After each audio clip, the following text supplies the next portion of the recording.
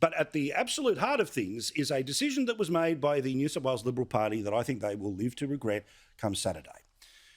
They were so freaked out by the Teals that they thought that that was the only flank that mattered, that we had to do something for the northern beaches, we had to do something for the eastern suburbs, and they forgot the rest of New South Wales.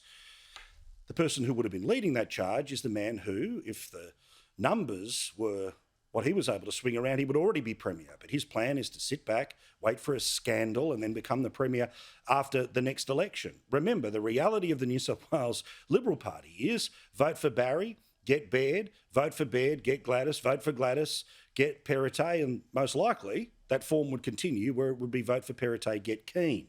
And Matt Keane is a massive turn-off in the places that they need to win. Northwestern, Western Sydney, Southern Sydney, regional New South Wales.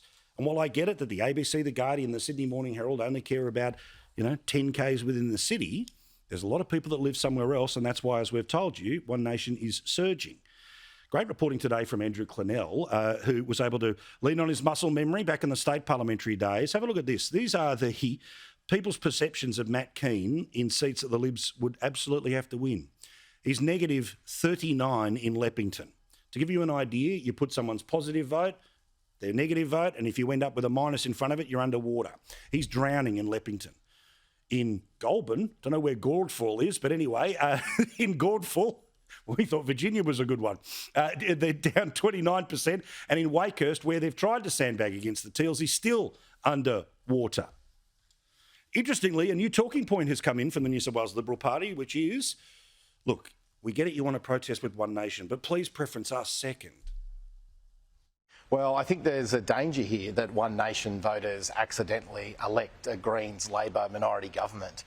So if you are thinking about voting One Nation and perhaps you're somewhat not entirely happy with the government and you're a traditional Liberal voter and you're thinking One Nation, I'd strongly be encouraging people to put a 2 on their how to vote card for their local Liberal. Look, I think you don't want to risk a Greens Labor government with voting for One Nation. I mean, you just don't know what you're going to get with them. That's the issue.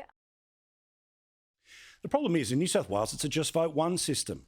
And guess what? We did the numbers today because the New South Wales Electoral Commission finally responded to our request that we've been giving them for more than a week, which is, can you tell us at the last election how many people just voted one and walk away? The answer is well over 60%.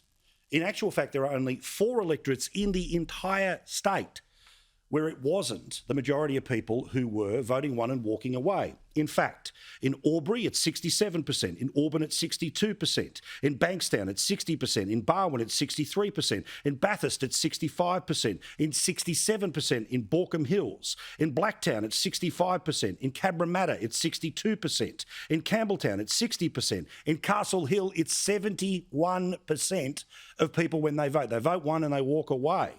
In Cessnock, it's 67%. In Coffs Harbour, Coogee, it's all in the 50s. In Cootamundra, yep, there's a bush. That doesn't get discussed at the People's Forum or many other things. That there, 66%. In Cronulla, 74%.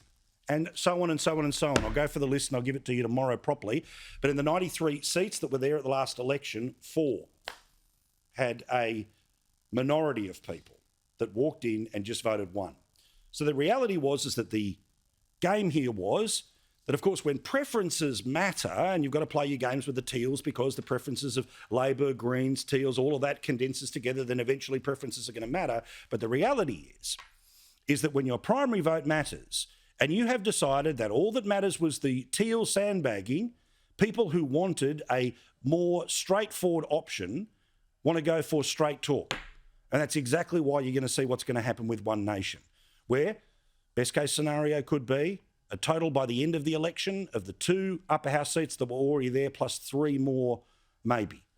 That is extraordinary, with votes in some seats anywhere between 10, 20%, depending on where you are and where they're running.